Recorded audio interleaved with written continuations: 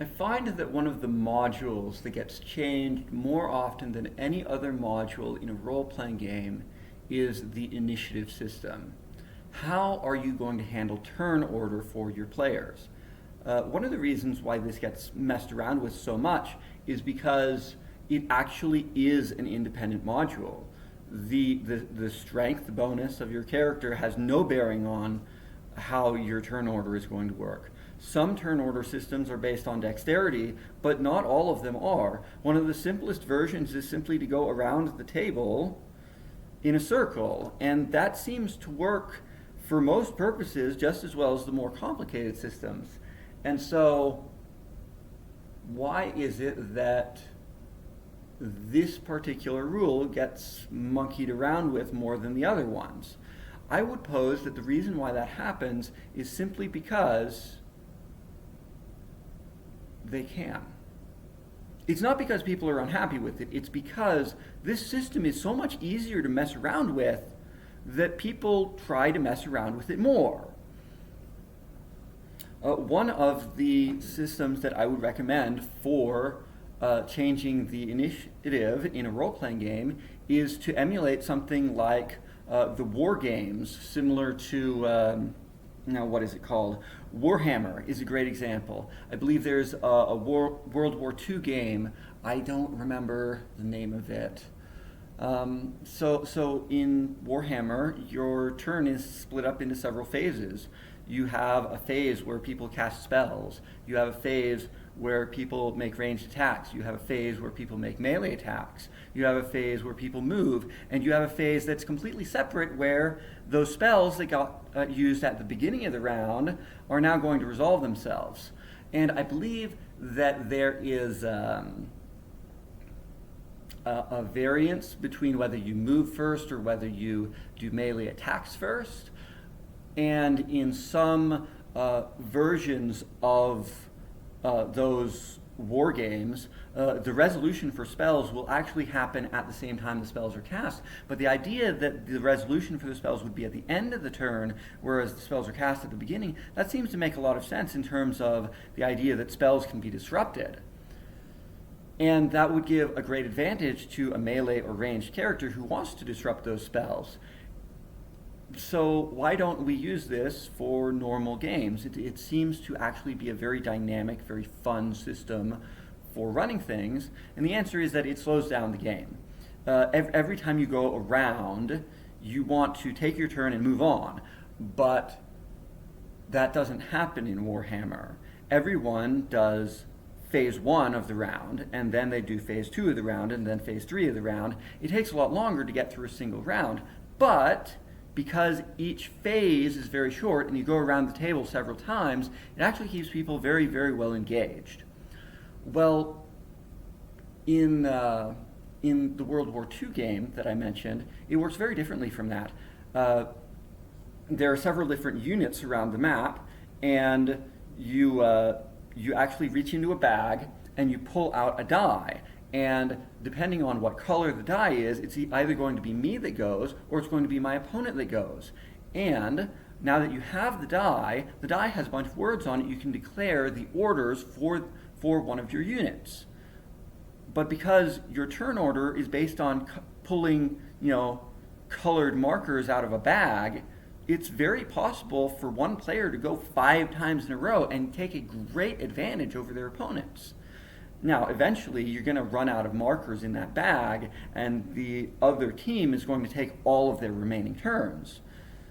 By that time, it's possible that half of their army has been wiped out.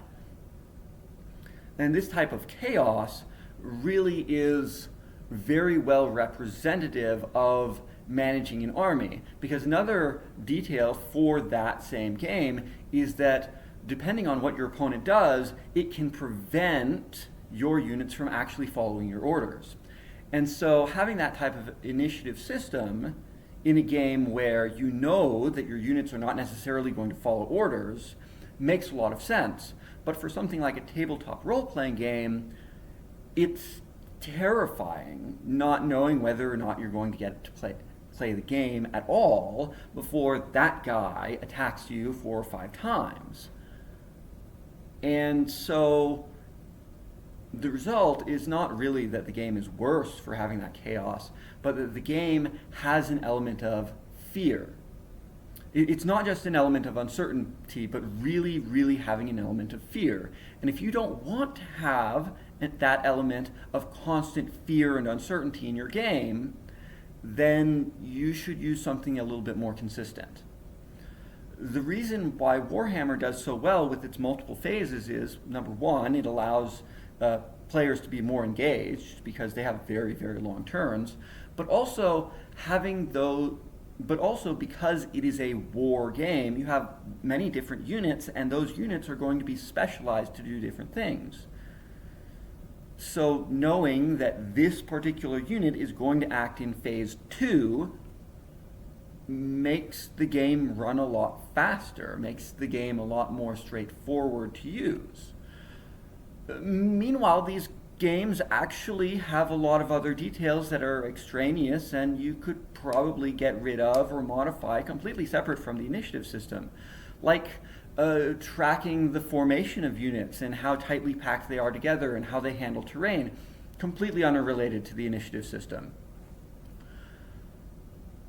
Could you apply those things to, let's say, D&D? Yeah, absolutely you can. I just told you how you can apply one of those initiative systems to D&D. It turns out that Daggerheart actually has an initiative system very similar to pulling a colored die out of a bag to tell you whose turn it is next. It's actually attached to their dice mechanic when they roll for hope and fear. That tells you whose turn is next, but they have limiters on it so that you don't get to take 3 or 4 or 10 turns before your opponents. It's still relatively fair.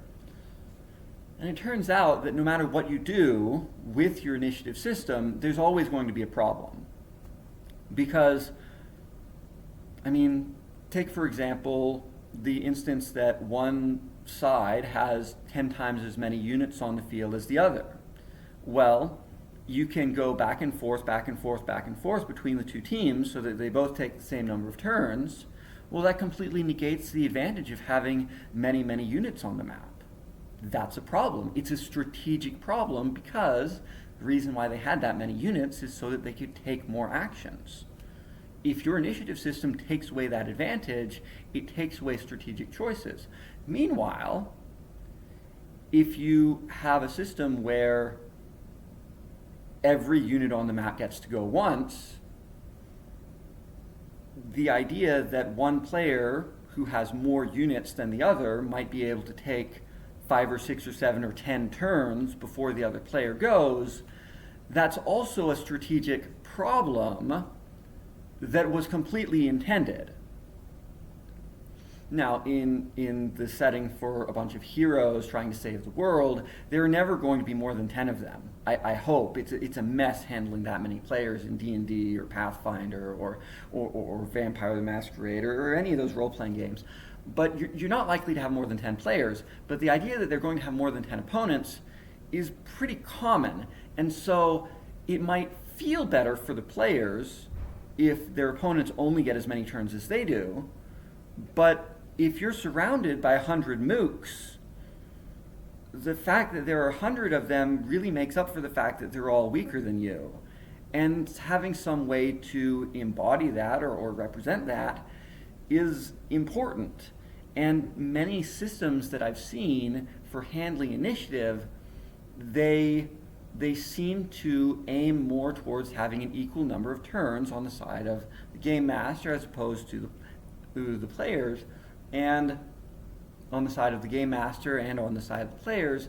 And this really, it gimps the game master. It limits the choices of the game master. And I think that this could be fixed simply by implementing a minion mechanic where a certain number of minions, maybe 3 of them or 5 of them, can act on a single turn, but the minions have some type of weakness to offset the fact that many of them get to act at once. I think the standard minion rule is that minions only have 1 hit point. well, if minions only have 1 hit point, but 3 of them can act on the same turn, there's still a major threat to you. And I think that that would be a great suggestion for role-playing games, is allowing multiple minions to act on 1 turn, so that the value of having swarms and swarms of minions doesn't disappear. Similarly, if you want to have a war game scenario where you're actually in the middle of a giant pitched battle, changing up your turn order to a completely different system could be very helpful to introduce the look and feel and uncertainty of having 100 or more combatants going on at once. Even if you don't have 100 miniatures on the board at the same time, having the initiative system be completely randomized that way, or being set up into different phases according to what type of action you want to do, it can very much influence the feel of the game. And so having these modules not only be separate from each other, but actually be removable and replaceable into your game could be very nice.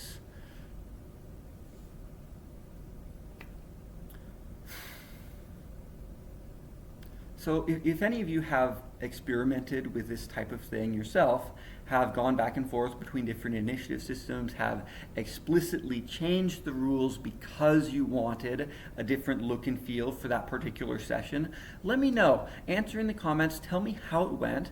Was it good? Was it bad? What were the specific consequences that you faced? And how do you think that we could smooth over those details for anyone else who wants to do something similar? I hope you've all enjoyed listening to me. I hope that you don't mind the more relaxed, sitting back posture here. And I'll see you next time. Please come back next time. I would love to see you, even though I'm looking at a camera and I can't see any of you. I'm talking too much. Goodbye.